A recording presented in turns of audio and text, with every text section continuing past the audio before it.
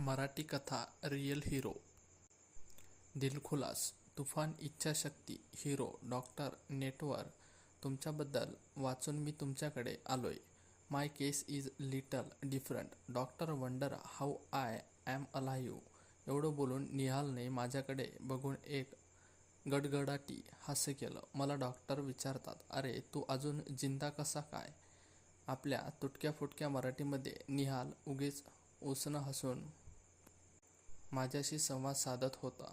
ही गोष्ट खरं तर हातातले केस पेपर चाळताना माझ्या लक्षात येत होतं की ही केस खूपच क्रिटिकल आहे. नव्हे, हा तर जणू आनंद सिनेमाचा रिमेक आहे. हो, अगदी दुसरा आनंदच. उंच आणि बारीक शरीर, तोच दिलखुलास हसरा स्वभाव, तोच सेन्स ऑफ ह्युमर, तसाच त्यांचा चाललेला आटापिटा.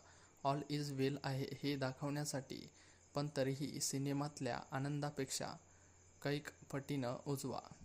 कारण निहालकडे असलेल्या असामान्य इच्छाशक्ती आणि लढवय्या वृत्ती त्यांचं वेगळेपण दाखवून देत होतं.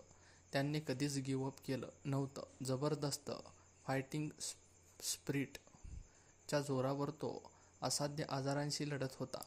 त्यांच्या बोलण्यातून त्यांच्या विचारांची उंचीही जाणवत होती. दोघांमध्ये अजून एक मोठा फरक होता. सिनेमातल्या आनंदवर काही जबाबदाऱ्या नव्हत्या. त्याने स्वतःवर त्या येऊनही दिल्या नव्हत्या. त्याला जेव्हा वाटेल तेव्हा एक्झिट मारायला तो मोकळा होता. पण निहालवर मात्र त्यांच्या संसाराची जबाबदारी होती. शिकणारी 2 लहान मुले आणि बायको यांचं कसं होणार याची काळजी त्याने कितीही लपवण्याचा प्रयत्न केला तरी त्यांच्या बोलण्यातून व्यक्त होत होती. त्यांचे केस पेपर मला सांगत होते की निहालकडे फार जास्त वेळ उरलेला नाही. रिनल रेल कार्सिनोमा ट्रीट करण्यास अत्यंत कठीण असा कर्करोग, आणि त्यांच्याशीच निहाल गेली 2 वर्ष झगडत होता. निदान झाले तेव्हाच निहालच्या शरीरामध्ये कर्करोग अस्ताव्यस्त पसरला होता. एवढ्या मोठ्या आजाराशी 2 हात करता करता निहालला आपले अर्धा यकृत, 1 किडनी गमवावी लागली होती. त्यांच्या मणक्यामध्येही आजाराने आपले हातपाय पसरले होते.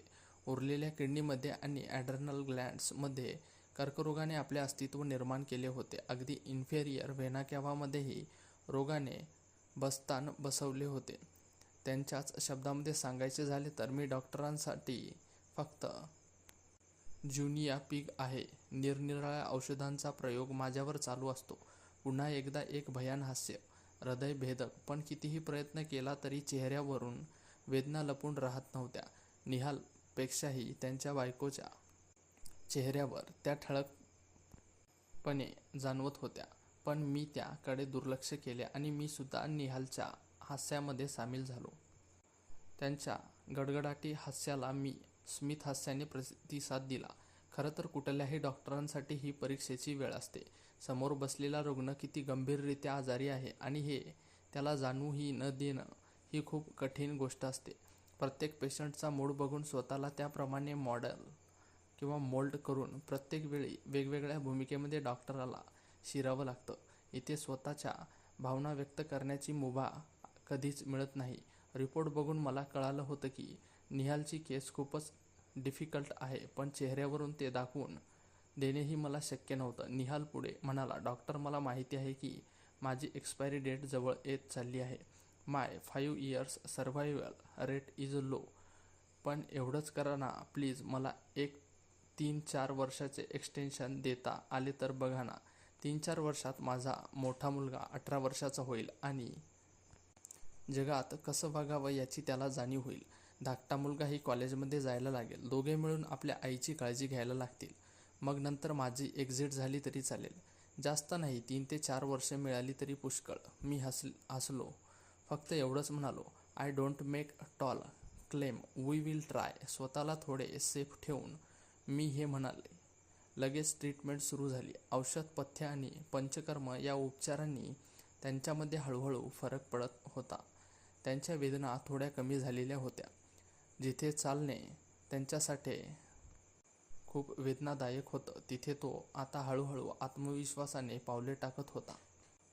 धन्वंतरीच पावला म्हणायचं. आणि त्यांच्याबरोबर सगळ्यात महत्त्वाची गोष्ट होती ती म्हणजे निहालची प्रचंड इच्छाशक्ती आणि जिद्द. जोपर्यंत आपल्या मुलांना व्यवहार ज्ञान कळत नाही तोपर्यंत मला कुठेही जाण्याचा अधिकारच नाही, असं प्रत्येक भेटीमध्ये सांगायचं. हळूहळू ट्रीटमेंट करता करता त्या कुटुंबाशी आमचे म्हणजे अगदी माझ्यासकट माझ्या स्टाफचे सुद्धा घरोब्याचे संबंध निर्माण झाले होते. त्यांच्या प्रत्येक सुखदुःखामध्ये आम्ही सहभागी होऊ लागलो होतो. आणि नंतर आमच्या लक्षात आले की त्यांच्या या असामान्य इच्छाशक्तींचे कारण त्यांची मुलं आणि त्याला प्रत्येक वेळी साथ देणारी त्यांची प्रेमळ बायको हेच आहे. हीच त्यांची शक्ती स्थान ज्यांच्या जोरावर तो दैवाशी लढतोय. हळूहळू 2 वर्ष कशी निघून गेली ते कळालंही नाही. आणि अचानक एक दिवस 2 वर्षानंतर निहालला पुन्हा एक विचित्र पेन सुरू झालं.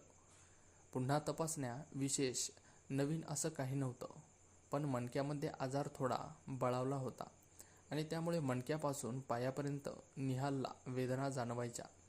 यावेळी त्यांचे टेन्शन त्यांच्या वागण्यात जाणवत होतं, पण त्यांची विनोदी बुद्धी अजूनही शाबूत होती.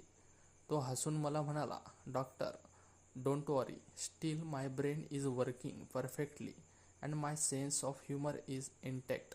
तुम्ही काळजी करू नका. I will all right." निहालनेच माझी समजूत काढली. मी पुन्हा केसचा नव्याने विचार केला आणि त्याला नव्याने ट्रीटमेंट सुरू केली. यावेळी पूर्वीपेक्षा कडक पथ्य आणि जास्त एक्सटेन्सिव्ह पंचकर्म उपचार. पण हे सर्व निहाल नीट जिद्दीने सुरू ठेवलं. सर्वात महत्त्वाचं होतं ते त्यांचं फायटिंग स्पिरिट. निहालने हे ठरवलं होतं, हार मानायची नाही. हेच किलिंग स्पिरिट प्रत्येक वेळी उपयोगी पडायचं आणि तो प्रत्येक वेळी आपल्या आजारांवर मात करायचा. आणि यावेळीही तसंच झालं. निहालच्या वेदना कमी झाल्या. तो पुन्हा चालू फिरू लागला होता. पुन्हा एकदा आलेल्या तुफानाला परतवून लावलेलं देखील होतं त्याने. एका सिनेमातल्या हिरोप्रमाणे पुन्हा एकदा अशा अजून किती तुफानांशी त्यांच्या भविष्यामध्ये सामना होईल हे माहिती नाही, पण भगवान धन्वंतरी चरणी माझी एक प्रार्थना आणि मागणी आहे. या सर्व संकटातून तरुण जाण्याची ताकद त्याला दे. त्यांच्या प्रयत्नांमध्ये त्याला यश दे. कारण माझ्या मते आराध्य आजारांशी हसतमुख राहून 4 हात करणारा निहाल हाच खरा हिरो. असे किती तरी निहाल यासारख्या असाध्य आजारांशी झगडत आहेत. खऱ्या आयुष्यातले हेच ते रियल हिरो. किसी ने क्या खूब कहा है, हर आदमी अपनी अपनी जिंदगी में हीरो है, बस कुछ लोगों की फिल्में रिलीज नहीं होती. आणि अशाच प्रकारे आजची आपली ही कथा इथे समाप्त होते. ही कथा तुम्हाला आवडली असेल तर व्हिडिओला नक्की लाईक करा आणि अशाच प्रकारच्या नवनवीन कथा पाहण्यासाठी आपल्या चॅनेलला मात्र नक्की सबस्क्राईब करा. धन्यवाद.